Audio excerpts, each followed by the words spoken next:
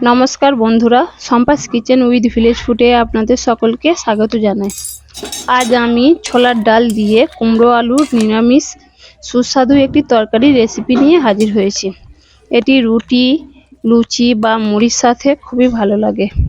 আশা করি রেসিপিটা আপনাদের ভালো লাগবে।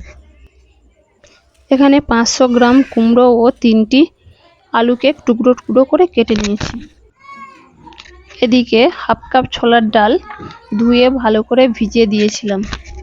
ডাল ভালো করে ভিজে গেলে একটি প্রেসার কুকারে 3টি সিটি দিয়ে সেদ্ধ করে নিয়েছি।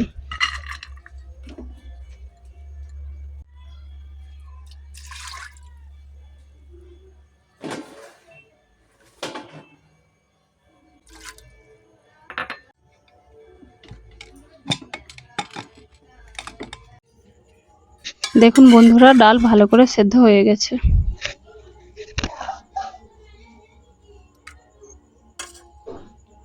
এবার কাঁচা লঙ্কা, আদা, টমেটোর পেস্ট করে রেখে দিয়েছি।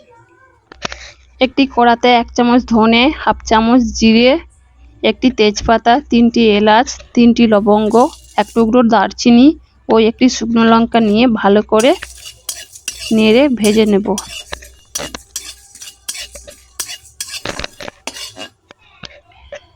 মশলাগুলি ভাজা হয়ে গেলে এদিকে একটি পাত্রে ঢেলে নিয়ে একটি ভাজা মশলার পাউডার বানিয়ে নেব।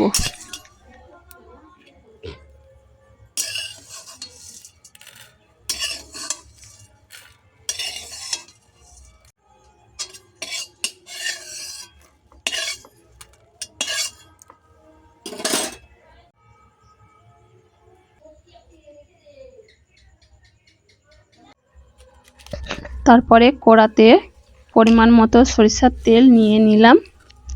এই তেলের মধ্যে একটি তেজপাতা, কিছুটা জিরে ও অল্প পরিমাণ হিং দিয়ে ভালো করে ভেজে নিয়েছি। যারা হিং পছন্দ করেন তারা অবশ্যই হিং দেবেন। হিংয়ের গন্ধ ও স্বাদ অতুলনীয়।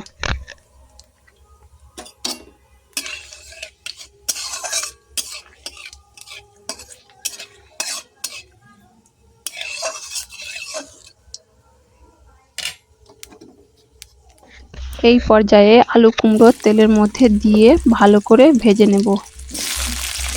এই সময় আলু কুমড়োর মধ্যে হলুদ গুঁড়ো ও পরিমাণ মতো নুন দিয়ে দেব।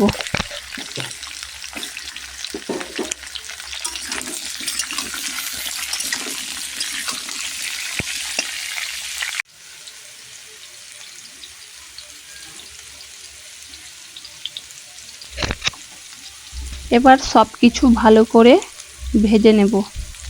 আলু কুমড়ো ভাজা হয়ে গেলে এতে কাঁচা লঙ্কা ও আদা ও টমেটোর পেস্ট দিয়ে ভালো করে কষিয়ে নেব।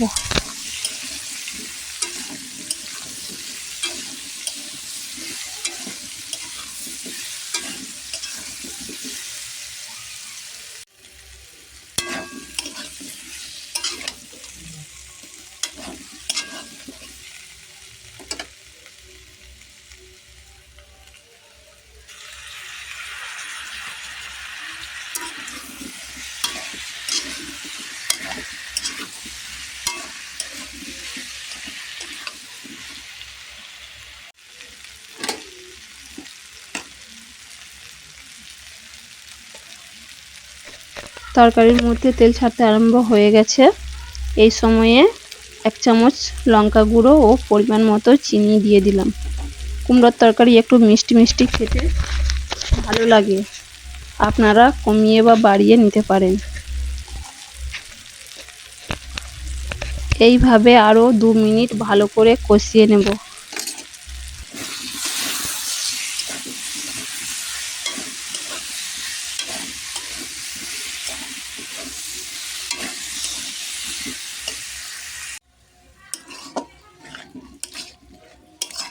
ভালো করে কষানো হয়ে গেলে তরকারির মধ্যে সেদ্ধ করা ডাল দিয়ে দেব।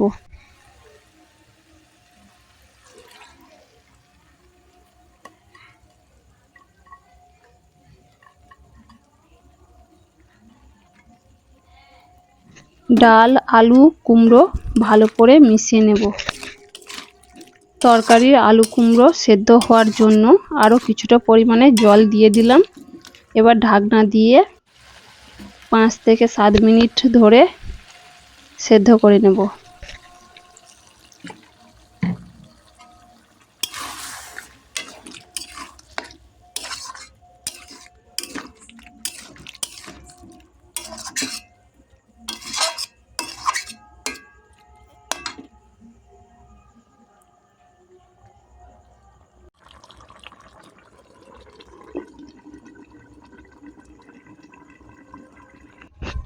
এবার ঢাকনা খুলে ভাজা মশলা দিয়ে আরো 2 মিনিট সেদ্ধ করে নেব।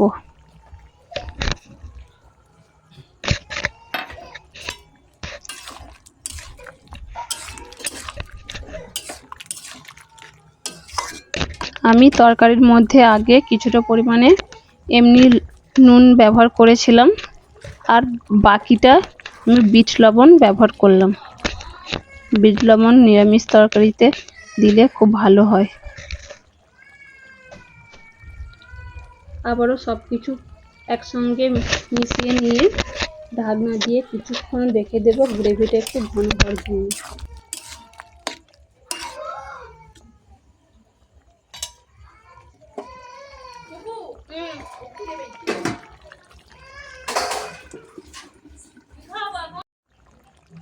এবার চেরা করা 2টি কাঁচা লঙ্কা তরকারির মধ্যে দিয়ে দেব।